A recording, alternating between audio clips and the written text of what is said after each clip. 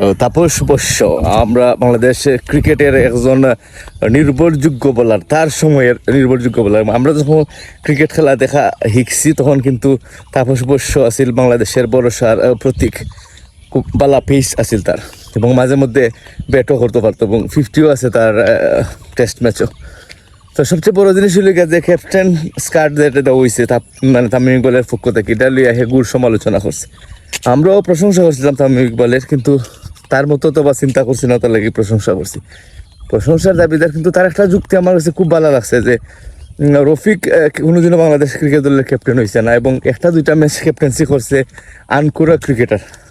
তো দেখা গেল যে ভিআইপি বক্স বা এসির বাতাসের তলে বইয়া খেলা দেখবো এরা, আর রফিকের মতো ক্রিকেটার সাধারণ গ্যালারিত বইয়া খেলা দেখবো, এটা বড় বেমানা নইব।